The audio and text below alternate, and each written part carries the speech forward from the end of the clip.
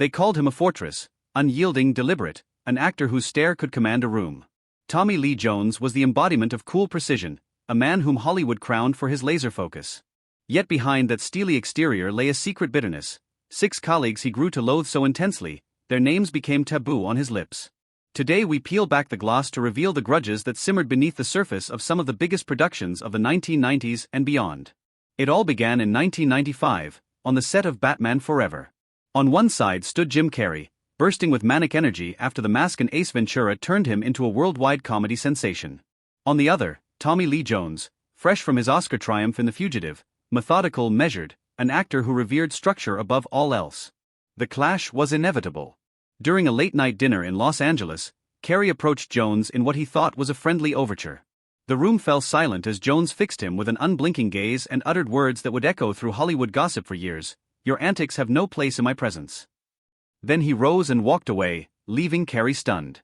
That cutting dismissal exposed Tommy's contempt for chaos and his refusal to indulge improvisation, qualities he saw as cheapening the craft. Their relationship never recovered, their paths never crossed again. A few years earlier, in 1992, another conflict took shape on the hull of the USS Missouri. Under Siege was rolling into high gear, pitting Jones's disciplined gravitas against Steven Seagal's martial arts bravado. From day one, Jones regarded Seagal as an untested actor hiding behind his black belt. Seagal, for his part, bristled at any suggestion that Tommy's pedigree gave him superiority.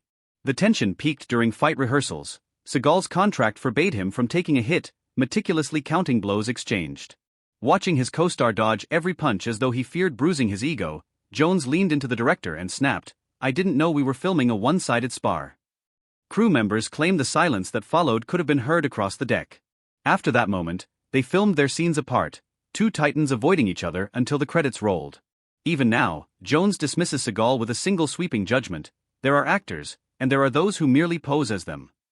When filming resumed on Batman Forever, Jones planted another wedge, this time with director Joel Schumacher. Having signed on expecting a brooding gothic exploration of Two-Face, he was blindsided by Schumacher's neon carnival, fluorescent costumes, slapstick humor, a set resembling a disco in Wonderland. Each day, Jones shook his head in silent protest, muttering under his breath that this wasn't the film he'd agreed to. During one climactic scene, he hurled his script across the stage and barked, "You're turning my villain into a cartoon."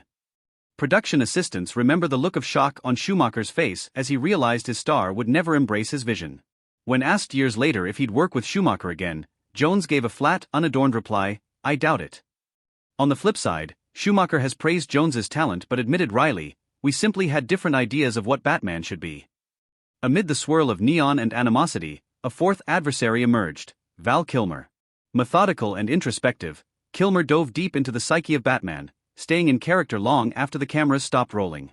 Jones, a veteran of relentless morning reads and strict schedules, found Kilmer's process theatrical and unnecessary.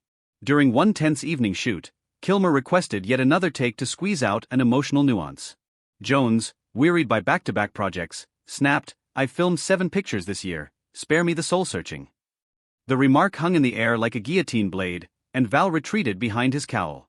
By wrap day, they barely exchanged more than a curt nod. In later interviews, Jones would quip, "I worked with Batman. I did not work with Mr. Kilmer," making clear his disdain. Fast forward to 2012's Lincoln, where Jones co-starred with Sally Field. On screen, their exchanges crackled with emotion. Off-camera, they were locked in a silent duel. Field inhabited Mary Todd Lincoln with raw vulnerability, weeping between every direction call. Jones, always the advocate for restraint, found her unbroken method approach overwhelming. On a hot afternoon in Virginia, while the crew paused for lunch, Field continued rehearsing, eyes glassy with tears. Jones finally leaned over and spoke so quietly that only she could hear, "Sally, the cameras have stopped." "So have you." The bluntness cut through her process like a scalpel.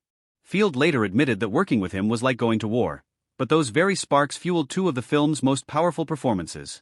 She confessed, "Sometimes friction ignites the deepest honesty." And though they delivered Oscar-winning work, the tension never truly dissipated. Our final chapter takes us to 1998's US Marshals. Tommy Lee Jones returned as the indomitable US Marshal Sam Gerard, this time alongside Wesley Snipes, cast as a new rugged fugitive. Snipes arrived eager to expand his screen persona, suggesting tweaks to the script to inject moral complexity into his role. Jones bristled. To him, The script was sacrosanct. When Snipes insisted on altering a key line, Jones shot back, "If you want to rewrite history, do it on your own time." The real turning point happened on a rainy soundstage during a stunt sequence. Snipes volunteered for a perilous fall. Jones observed unmoved and muttered, "I'll leave the acrobatics to you." Their exchange was so cold it froze the entire crew. By the end of filming, they communicated only through the director, each man ensconced in his own fortress of pride. The resulting film earned a respectable box office return, but critics noted an absence of spark. Few knew that behind the scenes, two lead actors refused to share a single genuine conversation. Tommy Lee Jones built his reputation on unflinching honesty, a trait that earned him acclaim, and countless behind-the-scenes breakups. Was his refusal to compromise a sign of artistic integrity or simple inflexibility?